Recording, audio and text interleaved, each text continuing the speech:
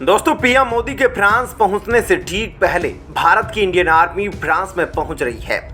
बता दें कि इंडियन आर्मी इस बार पहली बार फ्रांस में कुछ ऐसा करने वाली है जिसकी चर्चा पूरी दुनिया में होगी और चीन, पाकिस्तान भी बैठकर अपने टीवी पर देख रहे होंगे। आपको बताएंगे वीडियो में आगे कि आखिर इंडियन आर्मी का कौन सा दल वहां पर परफॉर्म करेगा और वहां पर क्या कुछ देखने को मिलेगा। लेकिन उससे पहले आप इंडियन आर्मी के लिए जरूर इस वीडियो को कमेंट सेक्शन में जय जवान लिखना, उनके हौसले बुलंद करने के लिए।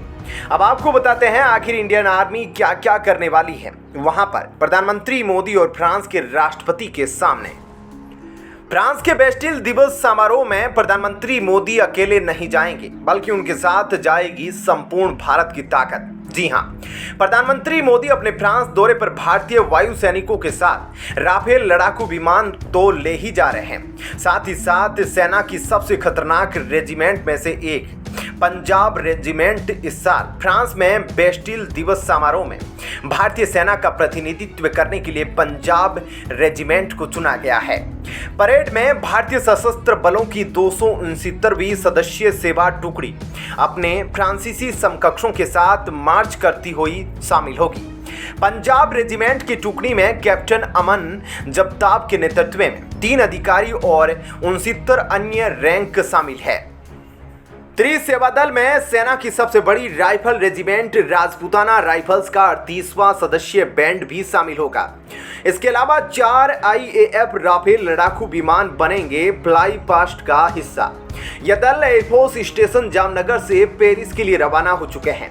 भारत की पंजाब रेजिमेंट का विदेशी धरती से खास ऐतिहासिक जुड़ाव रहा है। पंजाब रेजिमेंट भारतीय सेना की सबसे पुरानी इन्वेंट्री रेजिमेंट में से एक है। 1761 में बनी इस रेजिमेंट ने दोनों विश्व युद्धों के साथ स्वतंत्रता के ऑपरेशन में भी भाग लिया। पहले विश्व युद्ध में इसे 18 युद्ध और रंगमंच सम्मान से सम्मानित किया गया। इस रेजिमेंट के सैनिकों ने मेसोपोटामिया, गैलीपोली, फिलिस्तीन, मिस्र, चीन, हांगकांग, दशमीक और फ्रांस में लड़ाई लड़ी। फ्रांस में उन्होंने सितंबर 1915 में एक आक्रामक हमले में हिस्सा लिया था। दूसरे विश्व युद्ध में इन्हें 16 युद्ध सम्मान मिले और 14 थिएटर सम्मान भी मिले। फ्रांसीसी और भारतीय सेना का जुड़ाव प्रथम विश्व युद्ध से रहा है। उनके साहस, वीरता और सर्वोच्च बलिदान से न केवल दुश्मन को विफल कर दिया गया, बल्कि युद्ध जीतने में भी महत्वपूर्ण योगदान दिया। अब इसी जुड़ाव की साक्षी फिर एक बार पूरी दुनिया बनने जा रही है, जब 14 जुलाई को फ्रांस के राष्ट्रपति दिवस पर प्रधानमंत्री मोदी भारतीय सेना के साथ शामिल होंगे।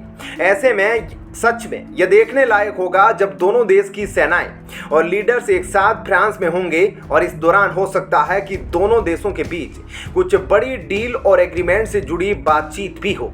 माना जा रहा है कि प्रधानमंत्री मोदी की इस विजिट के बाद भारत और फ्रांस के रिश्ते और भी ज्यादा मजबूत हो जाएंगे। ऐसे में अब देखना होगा कि प्रधानमंत्री मोदी के वहां पहुंचने पर फ्रांस किस तरह से सिक्योरिटी प्रोवाइड करेगा प्रधानमंत्री मोदी को दंगों के बीच। और जैसा कि आप सभी जानते हैं कि अभी फ्रांस में हाल ही में मुस्लिमों द्वारा दंगे किए गए।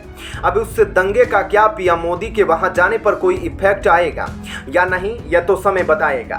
लेकिन हम आपको हर अपडेट्स इस चैनल के माध्यम से देते रहेंगे, इसलिए आप चैनल को सब्सक्राइब करके रखिएगा। हालांकि अभी दंगे शांत है और फ्रांस ने इस पर अपनी पैनी नजर बनाई हुई है, क्योंकि प्रधानमंत्री मोदी वहां पर आने वाले हैं, जो कि भारत के ही नहीं बल्कि दुनिया के सबसे बड़े पावरफुल लीडर्स में उनकी गिनती होती है। तो दोस्तों, ऐसे में इस खबर के बारे में आपकी क्या राय है? आपको क्या लगता है फ्रांस में हो रहे दंगों के बीच पीएम मोदी की जो फ्रांस में विजिट होने वाली है उस पर कुछ असर इन दंगों का पड़ेगा या नहीं? इस बारे में हमें अपनी राय कमेंट करके जरूर बताएं। और अब आपको बताते हैं ऐसी ही एक और बड़ी खबर। दोस्तों, प्रधानमंत्री मोदी का अंदाज ही निराला है। कभी वे गुफाओं में ध्यान करते हुए दिखाई देते हैं, कभी जवानों के साथ गाते बजाते और गुनगुनाते दिखाई देते हैं। लेकिन अपने दौरे के दौरान प्रधानमंत्री मोदी ने ऐसा कुछ कर दिया जो शायद किसी ने सोचा भी नहीं होगा। गोरखपुर के लोग उस समय हैरान रह गए जब उन्होंने प्रधानमंत्री मोदी को तंग गलियों में बिना किसी गाड़ी के घूमते देखा। प्रधानमंत्री मोदी को इस तरह से देख हर कोई हैरान था। बेफिक्र और बेखौफ प्रधानमंत्री कभी अपना गमछा संभालते तो कभी हाथ हिलाकर लोगों का अभिवादन स्वीकार करते। सिर्फ इतना ही नहीं, सीएम योगी भी कंधे से कंधा मिलाकर उनके साथ चल रहे थे। अब आप यह क्लिप देखिए कि कैसे प्रधानमंत्री मोदी आम आदमी की तरह बिना गाड़ी के सड़क पर चलते दिखाई दे रहे हैं। जय श्री राम, जय श्री राम। तो देखा दोस्तों आपने, इसके बाद आगे प्रधानमंत्री मोदी और सीएम योगी मिलकर एक घर के अंदर जाते हैं। घर के अंदर जाने के बाद प्रधानमंत्री मोदी एक बुजुर्ग महिला के सामने हाथ जोड़कर खड़े हो जाते हैं। कहते हैं, लीजिए माँ, मैं खुद आपसे मिलने के लिए आ गया। आपको इस वीडियो में आगे बताएंगे कि यह कब, क्यों और कैसे हुआ। तो चलिए जानते हैं। दरअसल हाल ही में प्रधानमंत्री मोदी गोरखपुर पहुंचे थे। वहां गीता प्रेस की शताब्दी समारोह में शामिल हुए। वहां से निकलते ही कुछ मिनटों बाद प्रधानमंत्री मोदी का काफिला गोरखपुर के बंधु सिंह पार्क के पास रुक गया।